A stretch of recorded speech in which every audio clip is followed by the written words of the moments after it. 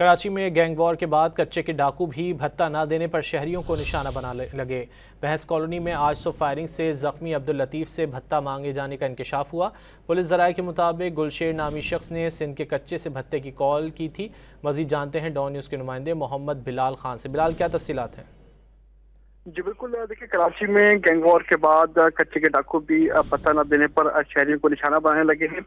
कच्चे के डाकुओं ने भैंस कॉलोनी के ताजिरों से मुबैना तौर पर भत्ता मांगने लगे हैं, जबकि भैंस कॉलोनी में फायरिंग से जख्मी अब्दुल लतीफ से भत्ता मांगे जाने का इंकशाफ हुआ है। जबकि पुलिस ज़राए की जानिब से ये बताया गया है कि नामालूम अफराद ने 20 लाख रुपए भत्ता मांगा था। गुलशेर नामी शख्स ने सिंध कच्चे से कॉल की थी। माजी में भी एक व्यापारी से 25 लाख रुपए मांगे गए थे। दोनों वाकयात पर पुलिस की जानिब से तफ्तीश का अमल जारी है। पुलिस हुकाम की जानिब से कहा गया है कि अब वाकये की तहकीकात की जा रही है और जख्मी है उसका भी बयान मुकम्मल तौर पर कलमबंद किया जाएगा और उसकी रोशनी में तहकीकात आगे बढ़ाई जाएगी।